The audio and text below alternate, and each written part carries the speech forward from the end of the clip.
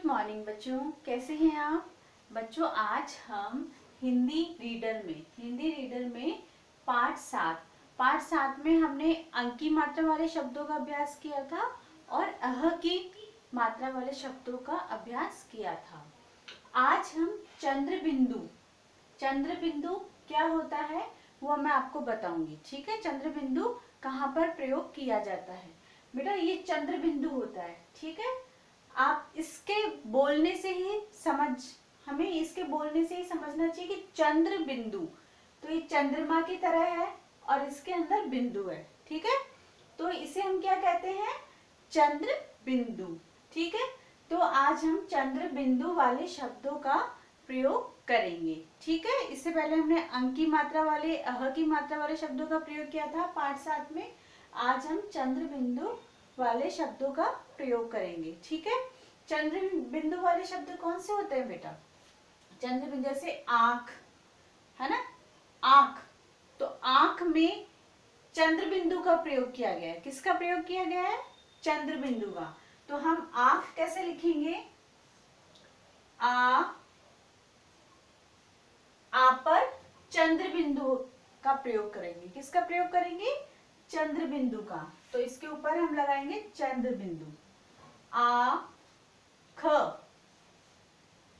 आंख, क्या हो गया ये, आंख। ठीक है, अब ये किसका चित्र है, चांद। किसका चित्र है, चांद। इसमें भी किसका प्रयोग हुआ है, चंद्र बिंदु का। किसका प्रयोग हुआ है इसमें, चंद्र बिंदु का। तो चांद कैसे लिखेंगे हम, चा पर चंद्र बिंदु लगाएंगे।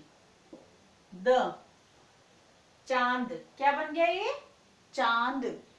अब ये है किसका, क्या है ये, 5।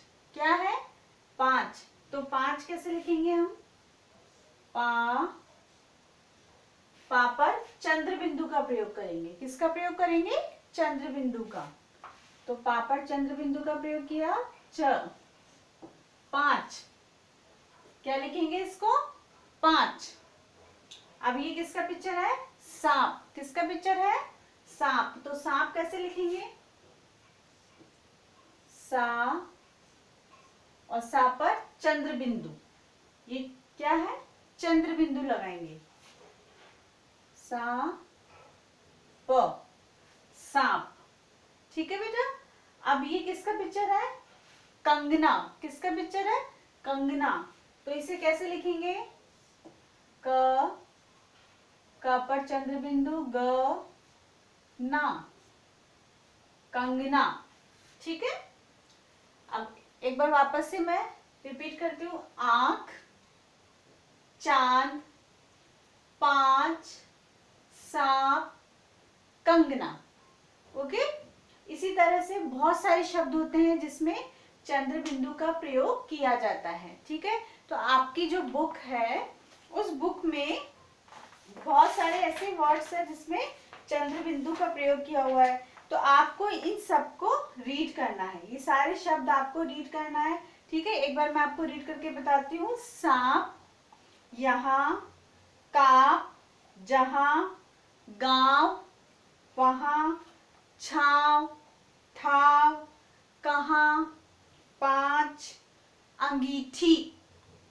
ओके, आंकड़ा, कंगना, चांदनी, आंगन, धसना, कांवरिया, अंगड़ाई, कटीला, महंगाई, हसमुख, जांघिया, शाहजहां, टकवाना, आंवला, पवरिया, सहेलियां, घूंघट, लड़कियां, पहेलियां।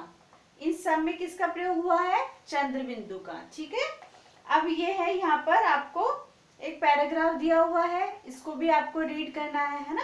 एक बार मैं आपको रीड करके बताती हूँ। गांव में एक हाथी आया, हाथी की सूंड लंबी और पूंछ छोटी थी। माँ तांगे पर बैठकर गांव गई। तांगा एक पेड़ के पास पहुंचकर रुक गया। माँ ने तांगे वाले को 5 रुपए दिए। ठीक है, तो आपको भी चंद्र बिंदु वाले शब्द, आपको ये अपनी कॉपी में पिक्चर्स बनानी है ना, और ये नाम लिखने हैं, शब्द लिखने हैं चंद्र बिंदु वाले, ठीक है। और आपको ये पूरा पेज रीड करना है, ठीक है, या आपको करना है। और पार्ट 8 में आज हम करेंगे री की मात्रा, पदेन की। ये री की मात्रा है, किसकी मात्रा है ये बेटा? री की मात्रा, है ना। तो री की मात्रा, पदेन, ये किसकी मात्रा है? र पदेन की मात्रा, है ना। मैं आपको बताऊंगी कि कौन से होते हैं, र पदेन की मात्रा कहाँ लगाई जाती है और इसके शब्द कौन से होते हैं। रेफ, रेफ का प्रयोग कहाँ किया जाता है ना। रेफ की मात्रा, ये रेफ के ऊपर, ठीक है। और री की मात्रा नीचे, है ना। री की मात्रा का प्रयोग नीचे किया जाता है। तो री की मात्रा वाले शब्द कौन से होते हैं बेटा? री की मात्रा वाले शब्द होते हैं जैसे, ये किसके, आपको हमेशा ध्यान रखना है, ये किसकी मात्रा है? री की मात्रा। किसकी मात्रा है? री की मात्रा। इसमें री का स्वर आएगा, जैसे म के नीचे री की मात्रा लगाएंगे तो ये क्या हो जाएगा? म्र। क्या हो जाएगा? मृग, मृग। क्या हो गया ये? मृग। इसी तरह से वृक्ष, वृक्ष, वृक्ष। तो ये नीचे नीचे लग रही है री की मात्रा और री का स्वर आ रहा है इसमें, वृक्ष। नृप, नृप, कृपा, कृपा, ठीक है। तो ये री की मात्रा वाले शब्द हैं। अब आपको पता लग गया कहाँ लगती है री की मात्रा और कैसा स्वर आता है ना। एक बार फिर से, मृग, वृक्ष, नृप, कृपा। अब हम करेंगे पदेन। ये होती है र पदेन की मात्रा, ठीक है। तो इसके र पदेन की मात्रा वाले शब्द कौन से होते हैं वो बताती हूँ, और ये कहाँ, इसका प्रयोग कहाँ किया जाता है ये भी मैं आपको बताऊंगी, ठीक है। जैसे ये क में ये मात्रा र पदेन की मात्रा का प्रयोग किया तो क्र, क्या बन गया ये? क्रम, क्रम। क्या बन गया? क्रम, है ना।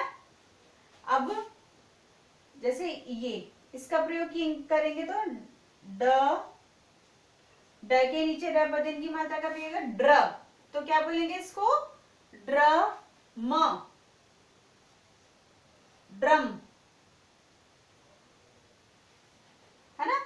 अब इसी तरह से ट्र, तो क्या बन गई? ट्र क,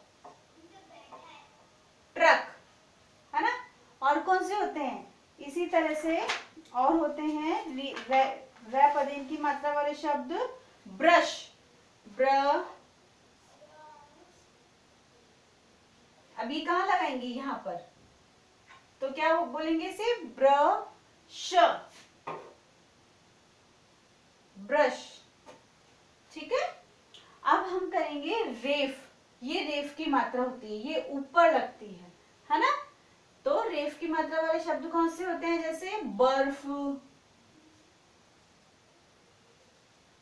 ये तो क्या हो गया? बर्फ, है ना। और दर्पण,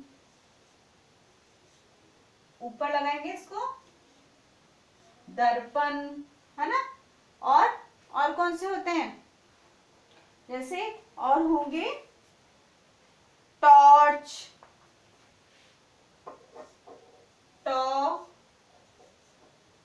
ऊपर रेफ की मात्रा लगाएंगे तो टॉर्च, क्या बोलेंगे इसे? टॉर्च, मार्च,